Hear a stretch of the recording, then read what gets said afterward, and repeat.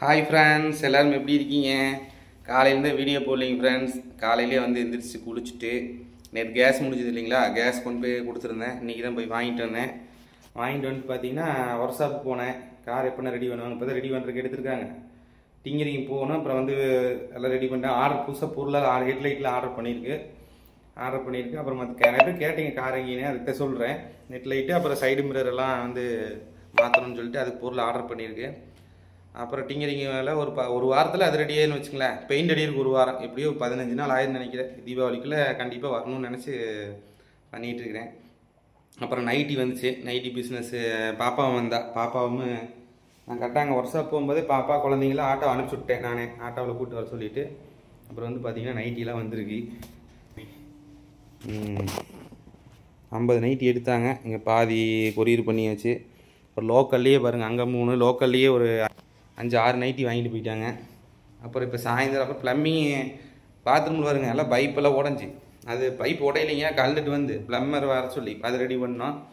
Ready பண்ணிட்டு பார்த்தீங்கன்னா இப்போ அவங்க இன்றைக்கி பிரதோஷம்னு சொல்லிவிட்டு காலையிலேருந்து சாப்பிடல அவங்க. எனக்கு வந்து பார்த்தீங்கன்னா பீக்கிங்க பொரியல் ரசம் மட்டும் வாங்கிட்டு வந்து செய்ய சொன்னால் செஞ்சு கொடுத்துட்டா காயத்ரி.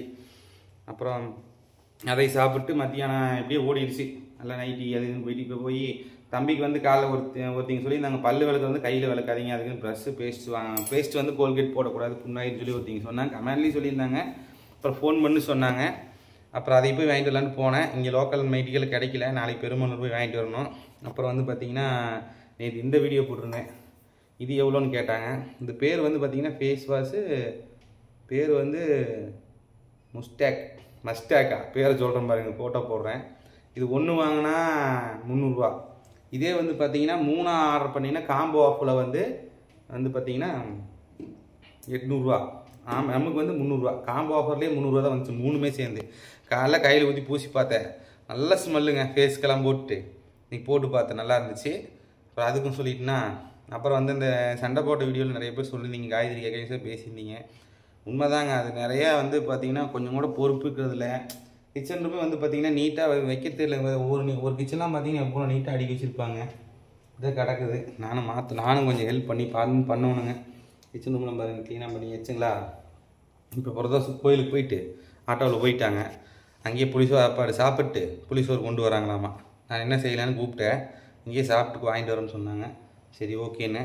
அப்புறம் இடியாப்பம் வந்து நம்ம வீட்லேயே எப்படி செய்யுதுன்னு யூடியூப்பில் சர்ச் பண்ணி பார்த்தேன். சேமியா வச்சு பண்ணலான் இருந்தாங்க. நான் வந்து நாளைக்கு சேமியா வச்சு தேங்காய் பால் நம்மளே ரெடி பண்ணி இடியாப்பம் செஞ்சு பார்ப்பேன் காலையில். அப்புறம் வந்து காலையில் வந்து பார்த்திங்கன்னா எனக்கு ஒரு டவுட் என்னென்னா, சித்த மருத்துவத்தில் ஒவ்வொரு பொடிக்கு நிறைய சொல்கிறாங்க. இப்போ வந்து வெந்தய ஊற வச்சு சாப்பிட்றது நிறைய நன்மைகள், ஒரு சுண்டல். அப்புறம் வந்து பார்த்திங்கன்னா நான் வந்து கடுக்காய் பொடி வாங்கிட்டு வந்திருக்கேன், அதிமதுரை பொடி, வெள்ளார பொடி. இதெல்லாம் வந்து ஒட்டுக்காக சாப்பிட்லாமா? ஒவ்வொன்றுக்கும் ஒவ்வொரு நன்மைகள் சொல்கிறாங்க. இதுலேயே வந்து இத்தனை நன்மைகள் இருக்குதுன்னு சொல்கிறாங்க. தேன் சாப்பிட சொல்கிறாங்க. அப்புறம் வந்து பார்த்திங்கன்னா நிறைய சொல்கிறாங்க சித்த மருத்துவத்தில். இதெல்லாம் ஒரே முட்டை காலையில் வந்து சாப்பிட்லாமா? சாப்பிட்டா நல்லதா நல்லது இல்லையா? நீங்கள் தான் சொல்லணும். காலையில் எக்ஸசைஸ் பண்ணிட்டு இருந்தேன். இப்போ 2-3 நாள் பண்ணல. நாளையிலேருந்து தொடர்ந்து பண்ணுவோம். சித்த மருத்துவத்தில் காலையில் வந்து இரவு வந்து சாப்பிடவே விடாதுன்னு சொல்கிறாங்க. நைட்லாம் சாப்பிடா நம்மளால் தூங்கவே முடியாது, எல்லாத்துக்கும் தெரியும். ஏன்னா அந்த ஏஜ் ஆக 30 வயசுக்குள்ளே இருக்கிற வரைக்கும் எல்லாமே மூளையிலேருந்து நம்ம வளர்ச்சி, அப்புறம் வந்து பார்த்திங்கன்னா எல்லாமே 30 வயசு வரைக்கும் அந்த ஹார்மோன் என்னமோ சொல்லுவாங்களே ஒமேகா 3 இதெல்லாம் வந்து பார்த்திங்கன்னா 30 வயசு வரைக்கும் எல்லாமே சீராக இருக்கும். 30 வயசுக்கு மேலே ஆகும்போது ஃபேட்டு வந்துடுது. ஓரளவுக்கு வந்து உடம்பை வந்து மாற்றங்கள்லாம் ஆடிக்கிட்டே வருது. நரைச்ச முடி வருது, வழுக்க வருது, ஒரு சிலருக்கு நிறைய வருது இல்லைங்க. இது எல்லாமே வந்து பார்த்திங்கன்னா 30 வயசு வரைக்கும், 30 வயசுக்கு மேலே எல்லாத்துக்கும் வருது. இப்போல்லாம் வந்து 20 வயசுலேருந்தே நிறைய பேர்த்துக்கு வருது. நல்ல சாப்பாடு காலையில் வந்து நிறைய பேர் கமெண்ட்ஸில் வந்து நல்லது கெட்டதெல்லாம் நிறைய எடுத்து சொல்கிறீங்க. கமெண்ட்ஸை படிக்க அவ்வளோ இதாக இருக்குது. இப்போ சண்டை போட்டு வீடியோ போட்டால் மட்டும்தான் கமெண்ட்ஸ் பக்கமே போக முடியல. இப்போ என் மேலே ஒரு சண்டை தப்பு இருந்ததுன்னா என்னை கழுவி ஊற்றுவீங்க. காய்கறி மேலே தப்பு இருந்தால் காய்கறி கழுவி ஊற்றுவீங்க. இப்போ நைட்டுக்கே வந்து பார்த்திங்கன்னா நேற்று பேங்குக்கு அவசரமாக 2 மணி ஆகி போச்சு. அந்த சுடிதார் மாற்றிட்டு வருமானா, சுடிதார் மாதிரி தான் இருக்குது. டக்குன்னு இது சாலை போட்டு வா ஒடியா அப்படின்னு சொல்லி பேங்கில் போய் 2:30 மணிக்கு போய் சரி பண்ணிட்டு வந்தேன். அந்த வீடியோ பார்த்துட்டு நிறைய பேர் வந்து உனக்கெல்லாம் அறிவியல் இடையெல்லாம் நல்லது சொல்லித்தரேன், நைட்டி மட்டும் ஏன்டா போட்டு எங்கே வேணால் கூட்டிகிட்டு போகிறேன் அப்படின்னு சொல்லி என்னை திட்டுறாங்க. இங்கே அப்படியே லோக்கலில் பழக்கம் ஆயிடுச்சுங்க.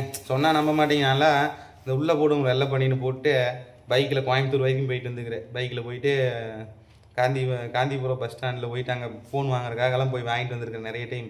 உள்ளே வந்து இந்த பச்சை கலர் பனியன் போட்டு முண்டா பனியன் மாதிரியே பச்சை கலர் பனியன் ஒன்று இருக்கும்.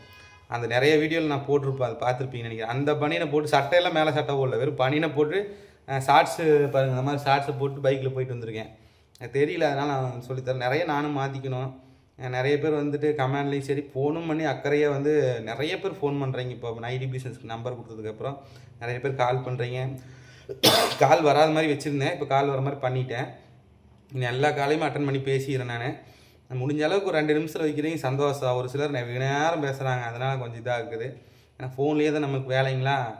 பாருங்கள், இன்றைக்கி ஒரு நாள் 3 சேனல் வீடியோ போடலைங்க, கொஞ்சம் ஃப்ரீயாக இருக்குது.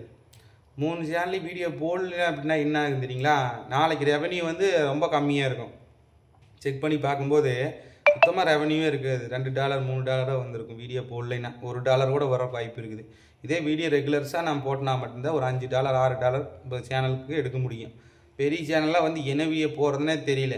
3 சேனல்லையும் ஒரே மாதிரி போகிறதுக்கு எனக்கும் போர் அடிக்குது. இப்போ வந்து கேட்டகரி ப்ரைஸாக இப்போ வந்து நம்ம இலாகாய் ஆதியில் வந்து ஆதிரன் மட்டும் வீடியோ போட்டுட்டு, இலாகாய் டைமில் நான் ஏதாவது ஒரு வீடியோ போட்டுட்டு, பெரிய சேனலில் ஏதாவது யூஸ்ஃபுல்லாக போடணும். அப்படி இல்லைன்னா ஷார்ட்ஸு கண்டென்ட் போடலாம் அப்படின்னு யோசனை இருக்குதுங்க. நமக்கு வந்து கேமரா ஏங்கல் எப்படி வச்சு எடுக்கிறதுன்னு தெரில. மைக்கு நம்மளுக்கு செட்டே ஆக மாட்டேங்குது.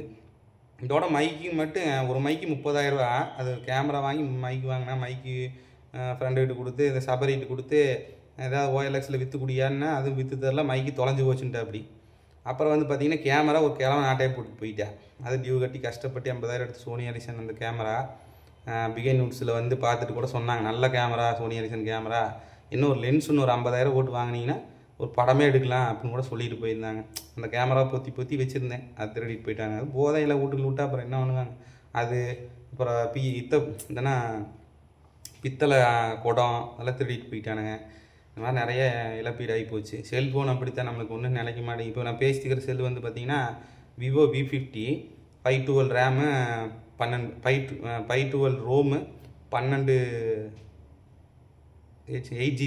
GB ரோமு கிட்டத்தட்ட 49,000 வருதுங்க. இந்த செல்லு ஒரு செல்லை யூஸ் பண்ணால் அவ்வளோ ஹீட்டிங் இஷ்யூஸ் வருது.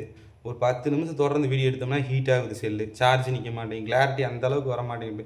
எடுக்கும்போது புதுசாக எடுக்கும்போது எல்லா செல்லுமே கிளாரிட்டியாக தான் தெரியுது, அப்புறம் பார்த்திங்கன்னா கிளாரிட்டி இல்லாமல் போயிடுது. இந்த டைம் வந்து கோப்ரோ வாங்கலான்ட்டு இருக்கிறேன் கேமரா, கோப்ரோ கேமரா ஆன்லைனில் கொஞ்சம் காசு சேர்த்து வாங்கினேன். ஏன்னா கார் செலவு வந்துருச்சு, கார் டியூ கட்டணும், நிறையா வீடு ரெண்ட்டு கட்டணும், வீட்டு செலவு எல்லாம் பார்க்கும்போது இப்போ சீட்டு போட்டிருக்கோம், அதுக்கெல்லாம் கட்டும்போது பார்த்திங்கன்னா பணம் கொஞ்சம் கொஞ்சமாக சேர்த்து வச்சு கோபுரோ வாங்கிட்டு மைக் ஒன்று வாங்கினா தான் நம்மளுக்கு வந்து இந்த ஷார்ட்ஸு கண்டென்ட் மாதிரி போட முடியும். இல்லைன்னா இந்த செல்லை வச்சு நாங்கள் பேசி தான் சாதாரணமாக பேசி வீடியோ போடுறது தான் போட முடியும். நமக்கும் போர் அடிக்குது, கொஞ்சம் நல்ல வீடியோவை கொடுக்கலாம் மக்களுக்கு. ப்ராங்க் வீடியோ கேட்டுருக்குறீங்க, அதுவும் போடலாம் அப்படின்னு ஒரு ஆசையில் இருக்கிறேன். அந்த கேமரா ஏங்கிள் எப்படி எடுக்கிறதுன்னு எனக்கு தெரிய மாட்டேங்குது. மாற்றி பேசுகிறாங்க தெரியுங்களா. ஒரே ஷார்ட்ஸ் வந்து பார்த்திங்கன்னா போகிறது வர்றது, அந்த இவங்க பேசுகிறது தனியாக அவங்க பேசுகிறது தனியாக அந்த மாற்றி எடுக்கிறாங்க. ஒரு கண்டென்ட் மாதிரி காமெடியாக அந்த மாதிரி எடுக்கிறாங்க தெரியுங்களா. கண்டென்ட் கூட எழுதிடலாங்க ஃப்ரெண்ட்ஸ். அந்த எடுக்கிற பார்த்தீங்கன்னா கேமரா ஏங்கிள் மாற்றி அதுதான் ரொம்ப ரிஸ்க்காக இருக்குது. எடிட்டிங் கூட ஓரளவுக்கு நான் பண்ணிடுவேன். அது ஏங்கிள் மாற்றி எடுக்கிறது. அதே மாதிரி ரியாலிட்டியாக வந்து நடிப்பு வர மாட்டேங்குது. நம்ம அந்த ரியல் நடிப்பு அந்த வீடியோ எடுக்கும்போது நடிப்பு வர மாட்டேங்குது. இப்போ சும்மா கேமரா தூக்கிட்டு போனோம்னா யதார்த்தமாக பேசி தான் பிடிச்சிடும். அது கண்டென்ட்டுன்னு வரும்போது அந்த நடிப்பு முக பாவனை இதெல்லாம் வர மாட்டேங்குது. கொஞ்சம் இம்ப்ரூவ் பண்ணணும், சேனலை இம்ப்ரூவ் பண்ணலான்னு தான் இருக்கிறேங்க. நான் விட மாட்டேன். இவ்வளோ தூரம் வந்ததே வந்து ரொம்ப கஷ்டப்பட்டு அடிமிதிப்பட்டு எப்படா சேனலால் வளர்த்துக்கணும், இந்த சேனல் எப்படி ஓப்பன் பண்ணுறேனே தெரியாமல் இருந்து ஓப்பன் பண்ணி வீடியோ போட்டு மக்களை இவ்வளோ பேர் பார்க்க வச்சு இவ்வளோ சப்ஸ்கிரைபர் கொண்டு வந்து இவ்வளோ பேர் அக்கறையாக எங்கள் குடும்பத்தில் ஒருத்தராக இது பார்க்க வைக்கிறதுக்கு நான் இவ்வளோ கஷ்டப்பட்டுருப்பேன்னு எனக்கு தான் தெரியும். நிறைய பேர் ஈஸியாக வந்து நம்மளை கலாய்ச்சிட்டு போயிடுறாங்க. நான் பார்த்தேன், எல்லா வீடியோஸ்லையும் போய் பார்த்தேன். நல்லதாக வீடியோ போடுறவங்களுக்கும் கழுவி ஊற்றிருக்காங்க.